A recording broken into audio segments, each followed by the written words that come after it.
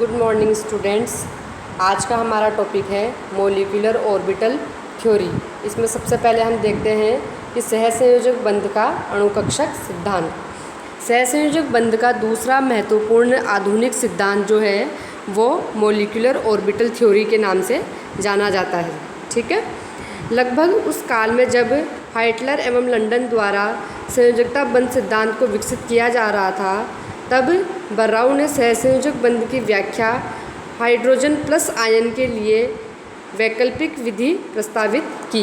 इस विधि को ही अपनाते हुए मुलिकन, हुंड तथा लेनार्ड जोन्स आदि वैज्ञानिकों ने सन 1927 से 30 के बीच अणुकक्षक सिद्धांत को विकसित किया। यानी कि अणुकक्षक सिद्धांत को विकसित करने वाले वैज्ञानिक थे मुलिकन, हुंड और लेनार्ड जोन्स। यद्यपि आज अणुओं में बंधन प्रकृति तथा इनके विशिष्ट गुण जैसे चुंबकीय गुण, स्पेक्ट्रा आदि की विवेचना में अणुकक्षक सिद्धांत का ज़्यादातर उपयोग किया जा रहा है तथा इसे अपेक्षाकृत सरल सिद्धांत माना जाता है, परंतु प्रारंभिक वर्षों में ऐसा नहीं था। सन 1950 तक संयोजकता बंध सिद्धांत यानी कि वैलेंस बॉन्ड थ्योरी का पालन अणुकक्षक सिद्धांत की तुलना में बहुत अधिक हो रहा था। अब ये बात जानने योग्य है कि सहसंयोजक बंध के ये दोनों ही आधुनिक सिद्धांत अपने अपने स्थान पर इम्पोर्टेंट है और अधिकांश सामान्य अणुओं व आयनों में सहसंयोजक बंध के विषय में दोनों ही सिद्धांतों द्वारा लगभग एक जैसे रिजल्ट आपको मिलते हैं।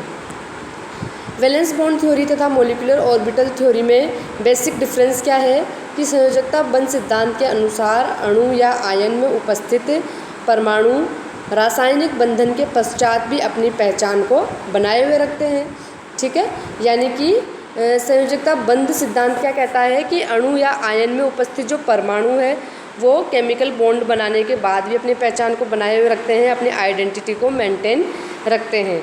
तथापि सभी आबंधी इलेक्ट्रॉन परमाणुवीय बंधों के अतिव्यापन से बने क्षेत्र में ही पूर्ण रूप से स्थानीकृत हो जाते हैं। ठीक है, यानी कि जो सभी बॉन्डिंग इलेक्ट्रॉन्स है वो जिन परमाणुओं के बीच में बंध बन रहा है उनके बीच में ओवरलैपिंग होती है, ओवरलैपिंग वाले जोन में ही ये लोकलाइज्ड हो जाते हैं, वहीं ये बंदी इलेक्ट्रॉन रहते हैं।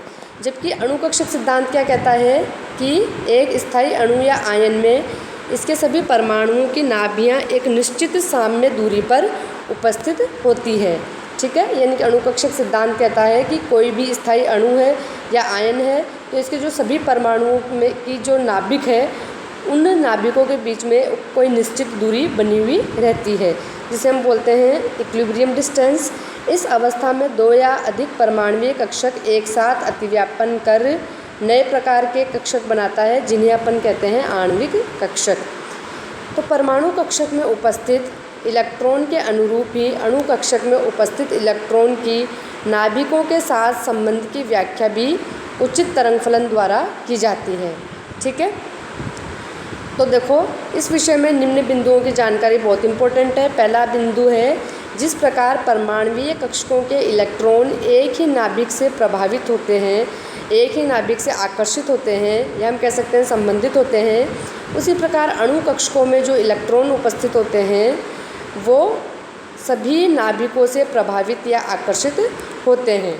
अर्थात तंत्र में उपस्थित सभी इलेक्ट्रॉन जो है वो डीलोकलाइज्ड होते हैं। इस प्रकार आणविक कक्षक जो है वो पॉलीसेंट्रिक होते हैं, जबकि परमाणुवीय कक्षक मोनोसेंट्रिक होते हैं।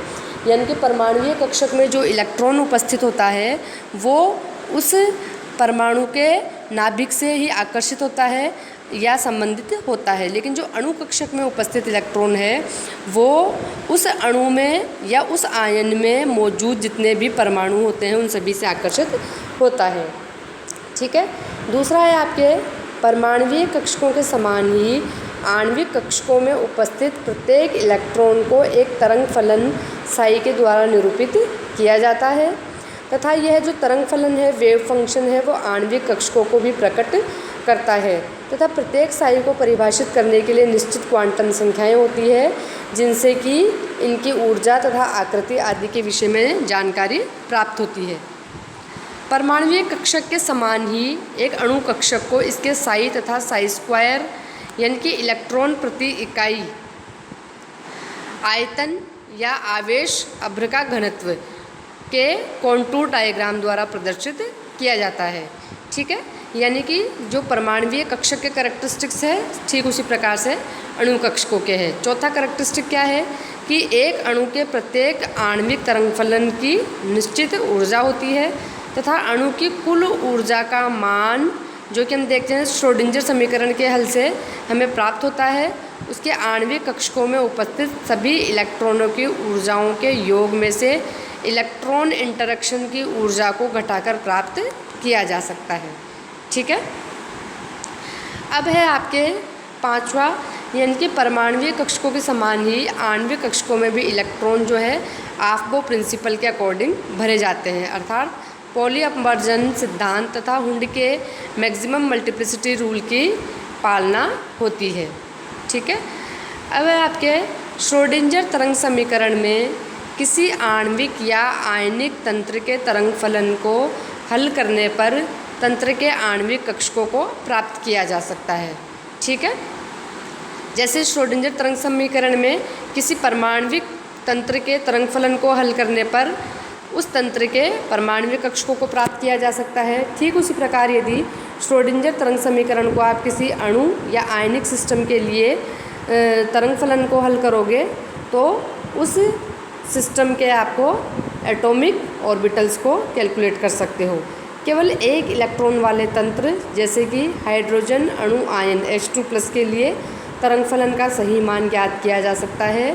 जो मल्टी इलेक्ट्रॉनिक सिस्टम है उनके लिए विभिन्न प्रकार के अप्रोक्सीमेशन मेथड लगाए जाते हैं और उन अप्रोक्सीमेशन मेथड को यूज़ करके ही श्रोडिंजर समीकरण को हल किया जा सकता है। इस प्रकार प्राप्त परिणाम वास्तविक परिणामों के बहुत ज़्यादा समीप पाए जाते हैं। आणविक कक्षकों के लिए जो अप्रोक्सीमेशन मेथड निकाल करके जो वेव फंक्शन निकालने की कई विधियां विकसित की जा चुकी है, इनमें से दो सबसे इम्पोर्टेंट है। पहला है linear combination of atomic orbitals method, यानी कि हम कह सकते हैं LCAO मेथड। दूसरा है आपके यूनाइटेड एटम मेथड कंसेप्ट, जिसमें से हम चर्चा करेंगे linear combination of atomic orbital method in next lecture. Okay.